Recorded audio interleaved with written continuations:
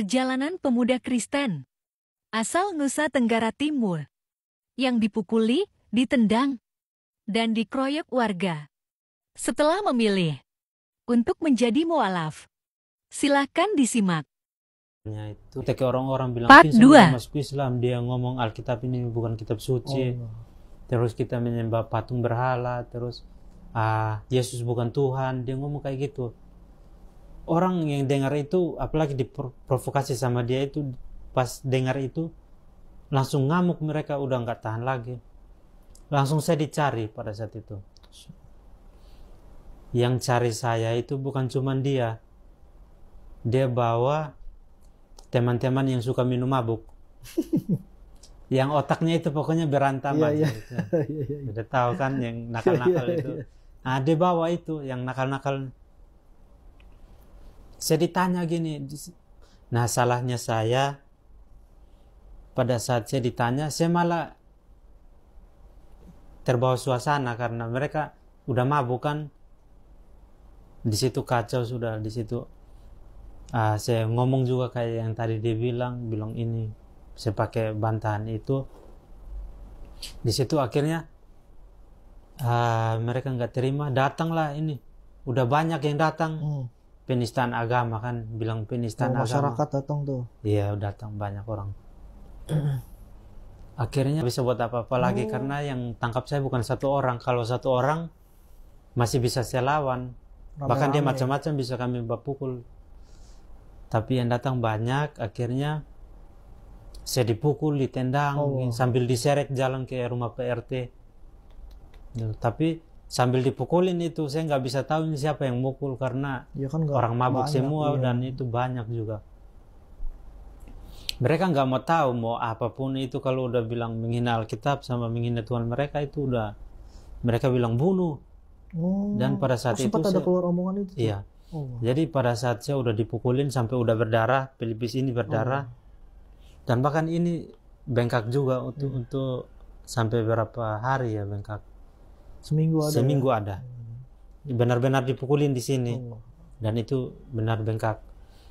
Habis itu pas keluar darah, karena mungkin keluarga udah takut, udah diamuk sama massa ini, karena itu udah amburadul aja itu pukulannya.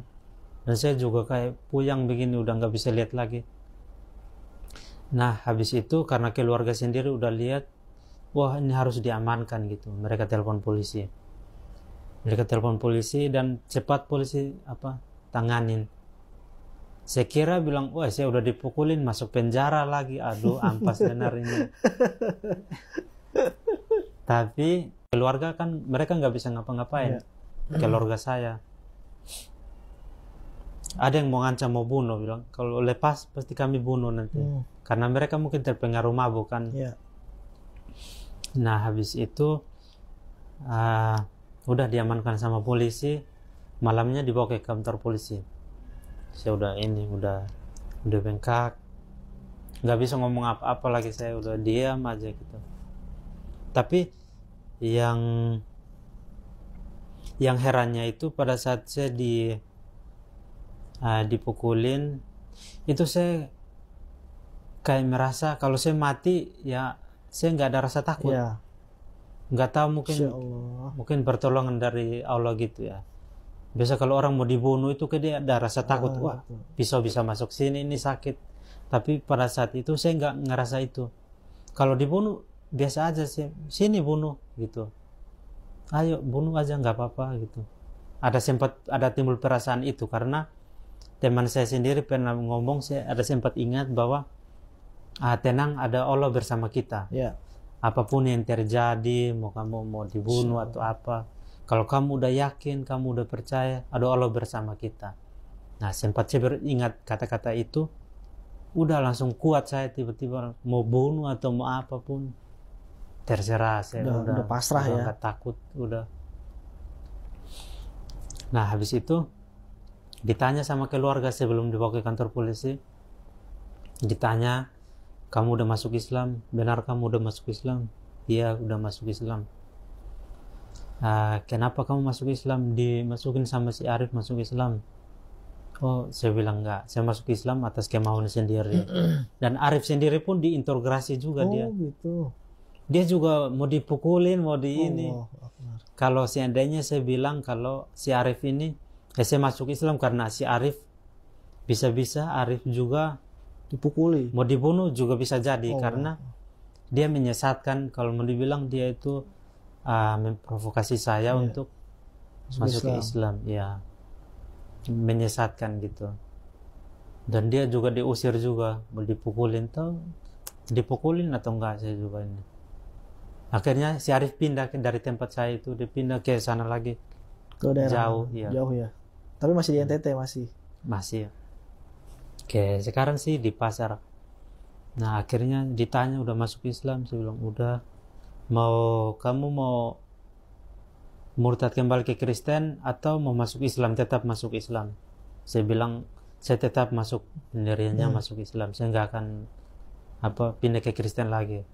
Terus ditawarin kalau kamu kamu tetap di Kristen, kalau kamu kembali ke Kristen, Islam nanti kami bawa ke penjara gitu. Terus? Nah terus udah, saya bilang bawa aja ke penjara. Gitu. Ya. Masya Allah. Karena saya udah nggak takut lagi tadi ada Allah bersama kita, jadi udah kayak biasa aja, mau dibunuh atau apapun. Saya lihat pisau aja itu kayak nggak takut sama sekali. Masya Allah. Kalau mau lawan saya lawan itu kalau dilepas. Nah akhirnya dibawa ke kantor polisi. Jadi pada saat dibawa ke kantor polisi itu saya juga belum tahu, saya pikir dalam hati ini bisa penjara 10 tahun atau 15 tahun bisa. Nah, pada saat jumpa sama polisi pertama ini agama Kristen. Dia nanya, kamu kasus apa? Bilang kasus penistaan agama. Karena saya nggak bisa ngomong apa-apa, kan orang udah bilang ini penistaan agama. Kalau kamu ngomong yang lain nanti dipukul tambah lagi. Udah kasus penistaan agama, kurang ajar ini, babi kau baru masuk Islam. Gitu. Dibilang kayak gitu. Dan bahkan saya dilempar, tapi untung salah. Gitu. Maksudnya dilempar apa? Dilempar sama polisi apa? Pakai botol aqua sama polisi. Iya, tapi salah. Mungkin kayak bercanda, saya pikirnya biasa aja gitu. Itu aja buat takut-takutin ya. Kamu ini masuk Islam cari masalah, nggak bisa ini diam kamu. Kamu siapa? Udah ini belajar Alkitab sampai mana? Kamu udah CD belum? Belum. Lebih marah lagi dia, pantas aja kamu. Nah habis itu udah ada komandan datang. Komandan ini agama Islam. Karena dia udah tahu cerita ini dan udah diceritain sama anak buah dia, bilang ada mualaf masuk Islam terus kasusnya penistaan agama. Begitu dia datang bilang ini kasus apa penistaan agama, oh bawa ke kantor saya gitu. Saya udah tambah takut, ini pasti dihabisin. Karena tapi antum tahu kalau komandan Islam? Belum tahu waktu itu. Saya tahunya di situ Kristen semua. Jadi saya kalau di dalam kantor begitu masuk di sel itu pasti saya dalam hati dipukulin pasti sampai hancur di situ. Nah jadi begitu masuk ke dalam, saya pikir mau tanya apa atau langsung dipukul atau ngapain. Tiba-tiba ditanya pertama itu, kamu masuk Islam atas kemauan sendiri atau terpaksa gitu? Saya bilang kemauan sendiri. Benar kamu nggak dipaksa, nggak dikasih uang atau di gimmick ini apa gitu, nggak ada. Terus kenapa kamu masuk Islam gitu? Saya cerita tuh dari panjang lebar, dari saya ketemu Arif, terus perjalanan saya masuk Islam, terus dapat mimpi, akhirnya memutuskan untuk masuk Islam. Sampai ajudan ini geleng-geleng kepala sampai mau nangis dia. Ajudannya Muslim juga? Muslim. Di situ baru ajudannya dia bilang alhamdulillah kamu bertambah saudara kamu masuk Islam. Baru saya tahu dia Muslim. Gitu. Di situ kayak hati saya langsung lega, alhamdulillah. Dia kayak mendukung saya gitu kan. Habis itu ajudannya bilang kamu tenang aja di sini, nggak ada yang ngapa-ngapain kamu. Saya di sini komandan. Jadi saya yang punya wewenang di sini buat ini. Kamu di sini nggak akan kenapa-kenapa lagi di sini. Langsung teringat lagi tuh kata-kata tenang bersama. Ada Allah bersama kita. Pikir mungkin saya di penjara, mungkin dipukulin atau dihabisin. Saya duduk diam di sofa, mau makan, dikasih mau makan. tidur. Udah, saya kerjanya di penjara itu, saya kerjanya cuman, saya berapa hari di penjara, mungkin 1 minggu. Oh, 1 minggu. Masya Allah. Saya kerjanya itu duduk aja diam di situ. Ada yang datang kasus ini, kasus pencurian, kasus pemukulan orang, banyak tuh kasus di situ. Saya lihat ini, wah ini kasusnya banyak. Akhirnya karena saya udah nggak betah lagi di situ. Di sini hanya duduk aja, ngapain di sini. Terus, tapi komandan itu rajin sholat ya. Masya Allah. Pas mau azan sholat itu saya diajakin berapa kali buat sholat berjamaah di masjid keluar. Diajakin makan barang gitu. Oh, Masya Allah. Situ saya masih ingat benar itu mukanya komandan, sebaik hati kali. Nah habis itu karena saya udah nggak betah lagi, saya bilang tuh sama komandannya, saya mau pulang, saya udah rindu keluarga. Karena waktu itu saya kalau jauh dari keluarga saya benar-benar rindu. Apalagi kalau beberapa hari itu kalau nggak ketemu sama orang tua itu saya rasanya kayak jauh banget dari keluarga gitu. Tapi emang orang tua itu nggak. Akhirnya karena saya udah kangen sama keluarga, saya bilang kayak gitu. Udah ajudannya tanya bilang, kalau kamu keluar nanti ada yang mau bunuh kamu atau di apa-apain, di luar tanggung jawab kami nggak tanggung jawab. Ini kemauan kamu sendiri. Karena saya maksa juga kan, pokoknya saya mau pulang waktu itu. Karena udah kangen berat sama keluarga, takut juga keluarga khawatir. Iya. Karena saya paksa akhirnya udah dibolehin. Tapi saya pulangnya itu malam-malam, jam 12 malam. Saya pakai jaket, pakai topi, tutupin kepala karena takut, Vincent ini ya, digebukin lagi. Nah akhirnya saya pulang, tapi belum ke rumah, ke masjid dulu. Ketemu sama si Arif, sama teman-teman di masjid, sama ini. Ditanyain, saya cerita semua. Udah, langsung saya pulang ke rumah. Saya pulang ke rumah itu pas lagi kumpul mereka malam-malam kami. Oh itu gitu. Kamu selamat nggak? Kenapa gitu. Nah akhirnya langsung terpikir lagi, ada Allah bersama kita ini. Mereka pokoknya dimudahkan lah gitu. Padahal mereka kalau masuk Islam pasti dibenci. Tapi begitu saya sampai, saya dipeluk, mereka menangis gitu. Kamu nggak kenapa kan? Mama takut kamu dibunuh loh, kamu dikejar mau dibunuh. Gitu. Nah habis itu udah, karena itu udah tengah malam dan saya juga masih was-was. Suara saya nggak boleh kekencangan, bisa dengar orang bisa datang lagi nanti. Saya bilang saya nggak bisa lama-lama di sini, saya harus balik lagi karena takut nanti ketangkap lagi nanti. Itu kan, saya nggak mau ada masalah lagi. Udah, akhirnya saya pergi ke teman saya si Arif ini di masjid. Kebetulan dia juga di masjid lagi pokoknya di masjid situlah kami ke sholat bareng terus ini. Nah kemudian saya sebulan di masjid itu karena kadang sering ketemu sama teman. Ada teman SD atau SMP yang belum tahu kalau saya udah masuk Islam. Tapi dia Muslim. Non-Muslim. Teman-teman biasa lah gitu. Biasa main. Iya, belum tahu. Yang tahu itu di kampung-kampung situ saya aja. Ya. Terus ada juga yang pernah ketemu saya di masjid. Wah kamu di masjid pas lagi pakai peci kan. Terus pakai baju Muslim. Lihat ini kayak kenal Vincent, udah masuk Islam. Wih, langsung disebut saya Muhammad gitu, sialan. Gitu. Kayak jengkel juga saya. Ngejek gitu ya? Iya ngejek ya. Ngomong gimana dia? Vincent, udah masuk Islam kok. Iya. Muhammad. Gitu. Emang emosi juga, agak lucu tapi emosi juga. Saya langsung sempat emosi ya, diejek begitu. Biarinlah itu berarti saya buat saya bisa dakwah ke mereka. Tapi cepat doa pengen ketemu Ustadz Nawaban waktu itu. Belum. Belum. Jadi karena sering ketemu sama teman begitu, akhirnya saya kayak merasa, saya harus pergi dari sini. Saya pengen pergi dari sini. Tujuannya ke Jakarta. Jadi saya berdoa. Dalam doa itu pertama, saya pengen ke pesantren. Pesantrennya Ustadz Nawaban dan belajar kristologi. Yang kedua, pengen ke Jakarta buat jauh dari ini orang-orang yang kayak tadi, terus jauh dari orang-orang yang ini, karena saya udah masuk Islam kan. Dan saya juga masih dicari, walaupun itu udah sebulan juga ada yang masih cari-cari itu. Oh ya Allah. Vincent di mana gini-gini kan. Karena ada yang masih emosi, itu provokasi. Sebarkan isu bilang ini, "Oi, Vincent masuk Islam ini, dia ngejek-ngejek agama Kristen begini-begini." Masih dicari itu. Nah, saya nggak berani keluar di luar. Ambil wudhu, tempat wudhunya kan waktu itu di luar. Lihat-lihat dulu begini ada orang nggak ya. Kalau nggak ada orang, wudhu cepat-cepat, masuk kembali ke masjid. Itu. Nah, habis itu udah saya berdoa pengen ke Jakarta. Pas hari Jumat, sholat Jumat, kebetulan